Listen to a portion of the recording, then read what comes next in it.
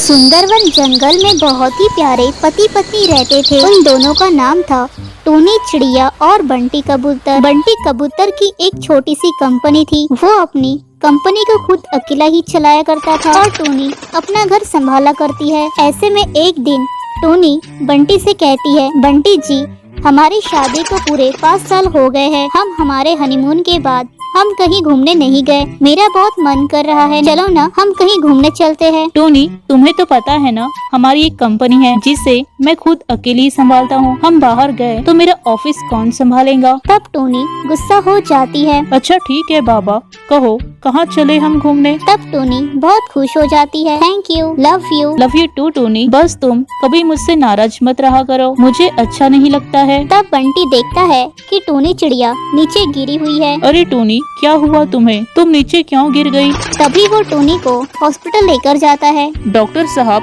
कोई घबराने की बात है क्या? नहीं बंटी जी, ये तो खुशी की बात है, आप पापा बनने वाले हैं। फिर समय बीतता है और टोनी को एक बेटी होती है। वो उसका नाम टुनटुनी रखते हैं। धीरे धीरे टुनटुनी चिड़िया अब बड़ी होने लगती है और वो स्कूल जाया करती है। एक दिन बंटी अपने क्लाइंट से मिलने एक होटल में जाता है। तब वो देखता है कि टोनी चिड़िया एक पक्षी के साथ टेबल पर बैठी होती है। तब बंटी उससे कहता है, टोनी, तुम यहाँ क्या कर रही हो? तुम मेरी बेटी को अकेले छोड़कर इस आदमी से मिलने आई हो? तमीज से बात करिए बंटी जी, ये मेरे होने वाले पति है। मैं इनसे बहुत प्यार करती हूँ और हम दोनों जल्दी ही शादी करने वाले हैं। ये सुनकर बंटी कबूतर का दिल टूट जाता है। तब घर आकर वो टोनी से कहता है, टोनी, तुम प्लीज मुझे छोड़कर मत जाओ, मैं तुमसे बहुत प्यार करता हूँ, तुम्हारे बिना मैं मर जाऊंगा। नहीं बंटी जी, अब मैं तुमसे प्यार नहीं करती, इसीलिए मैं कालू कौवे से शादी कर रही हूँ, क्योंकि अब मैं उससे प्यार करती हूँ। टोनी, तुम अपनी बेटी टुनटुनी के बारे में तो सोचो, उसे माँ का प्यार कौन देगा? वो मुझे नहीं पता बंटी जी, तुम्हें इतनी ही परवाह है अपनी बेटी की तो तुम भी दूसरी शादी कर लो। नहीं टोनी, मुझे तुम्हारे अलावा किसी से शादी नहीं करनी है। नहीं बंटी जी, तुम्हें तुम्हारी बेटी की कसम, तुम्हें दूसरी शादी करनी ही पड़ेगी अपनी बेटी के लिए। तब टोनी जबरदस्ती बंटी को शादी के लिए फोर्स करती है। तब बंटी बबली नाम की चिड़िया से शादी कर लेता है। शादी के दिन टोनी वहीं बेहोश हो जाती है। तब वहाँ पर डॉक्टर कालू कौवा भी होता है। आई एम सॉरी बंटी जी, आपकी वाइफ टोनी अब इस दुनिया में नहीं रही। इन्हें कैंसर था और ये लास्ट स्टेज पर थी। नहीं टोनी, तुम मुझे छोड़कर नहीं जा सकती। तब बंटी भी वहीं गिरकर मर जाता है। तब बबली टुनटुनी चिड़िया को अपनी बेटी की तरह ही पालती है। तो दोस्तों, आपको ये कहानी कैसी लगी हमें कमेंट में जरूर बताइएगा और ऐसी ही कहानियों के लिए इस चैनल को सब्सक्राइब कर लीजिए।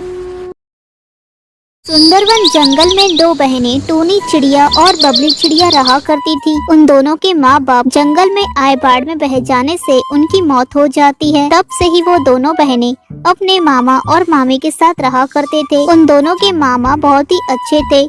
वो अपनी दोनों भांजियों को बिल्कुल ही अपनी सगी बेटी की तरह ही प्यार दिया करते थे। पर उन दोनों की मामी सुमित्रा कौवी बहुत ही अत्याचारी थी। वो दिन भर दोनों बहनों से घर के सारे काम करवाया करती थी और अपनी खुद की बेटी शिवी को अपने प्यार में सर पर चढ़ाया करती थी। सुमित्रा कौवी की बेटी शिवी बहुत ही घमंडी चिड़िया थी। वो सुबह देर तक सोकर उठती थी और बाद में अपनी दोनों बहनें टोनी और बबली चिड़िया को परेशान करती थी और अपना सारा काम उनसे करवाया करती थी। एक दिन सुमित्रा कौवी के घर में सुमित्रा कौवी की दूर की बहन सुंदरी कबूतरी आती है। तब टोनी चिड़िया और बबली चिड़िया घर आए मेहमान की अच्छे से खातिरदारी करती है। साथ में वो दोनों बहनें घर का सारा काम भी करती है। दोनों बहन का काम है सफाई देखकर और अच्छे व्यवहार की वजह से सुंदरी कबूतरी उन दोनों बहनों को अपने घर की बहुएं बनाने की सोचती है और वो सुमित्रा कौवी से बात करती है। अरे सुमित्रा, अगर तुम बुरा न मानो तो मुझे तुमसे कुछ बात करनी थी। हाँ जीजी, कहिए ना। सुमित्रा,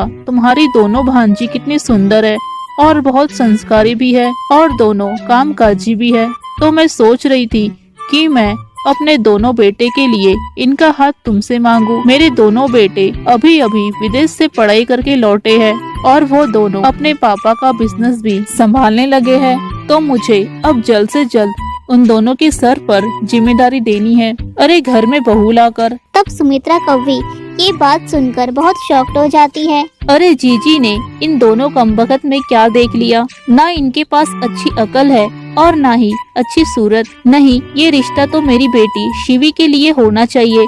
लड़का विदेश में पढ़ा है तो वो कभी भी विदेश में सेटल हो जाएगा। मेरी बेटी फिर फॉरेन में राज करेगी। जीजी, अगर आप बुरा न मानो तो क्या आप अपने एक बेटे की शादी मेरी बेटी शिवी से करवा सकती हो? आखिर मेरी बेटी भी तो पढ़ी लिखी है। हाँ, इनकी तरह कामकाजी नहीं है, पर धीरे धीरे वो घर के सारे काम भी सीख जाएगी। वो क्या है न जीजी, मेरी बेटी बचपन से ही पढ़ाई में बहुत होशियार थी, तो वो सिर्फ पढ़ाई में ही ध्यान देती थी, इसलिए उसे घर के सारे काम नहीं आते हैं, पर मैं उसे सब सिखा दूंगी। तब सुंदरी कबूतरी अपनी बहन सुमित्रा को मना नहीं कर पाती है। ठीक है सुमित्रा, मैं कल अपने दोनों बेटे के साथ तुम्हारी बेटी और तुम्हारी दोनों भांजियों को देखने आऊंगी। अगर मेरे बेटे ने तुम्हारी भांजी को ही पसंद किया तो मैं उन्हें ना नहीं करूंगी, और अगर उन दोनों में से किसी एक ने तेरी बेटी को पसंद किया तो मैं तेरी बेटी को ही अपनी घर की बहू बनाऊंगी। तब सुंदरी कबूतरी वहाँ से चली जाती है। तब सुमित्रा कवि अपने भांजी से कहती है, तुम दोनों कान खोलकर सुन लो, तुम दोनों कल बिल्कुल भी सुंदर मत लगना, और हाँ,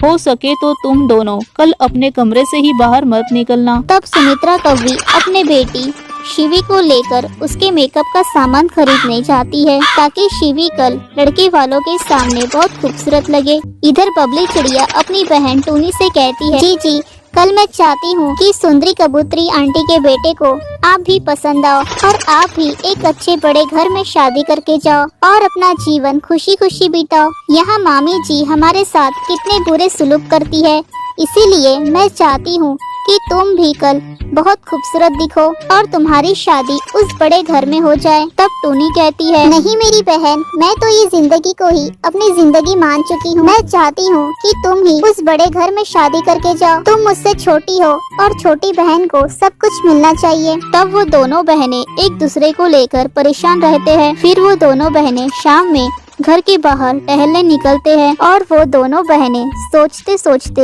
एक नदी के पास जा पहुंचते हैं, और वो दोनों वहां पर बिना कुछ कहे बहुत देर से बैठे होते हैं, और वो लोग उस नदी की ओर देख रहे होते हैं। तभी वो नदी बोल पड़ती है, मैं तुम दोनों के बारे में सब कुछ जानती हूँ। तुम दोनों मन के बहुत साफ हो, और तुम दोनों का दिल भी बहुत बड़ा है, जिस वजह से तुम दोनों एक दूसरे का रिश्ता उस अमीर घर में कराने की सोच रहे हो, ताकि तुम दोनों एक दूसरे को खुश देख सको।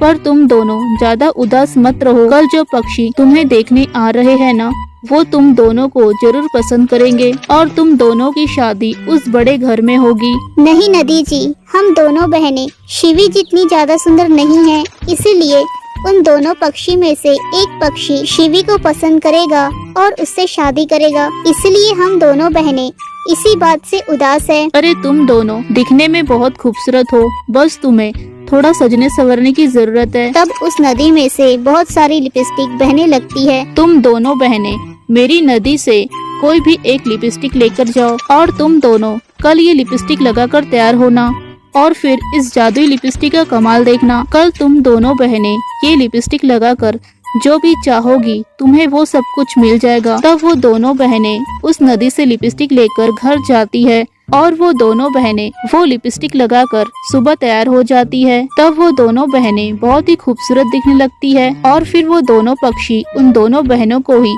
पसंद करने लगते हैं, और फिर उन दोनों बहनों का रिश्ता उस बड़े घर में हो जाता है। फिर वो दोनों बहनें शादी के बाद अपने ससुराल में हंसी खुशी के साथ रहने लगती है।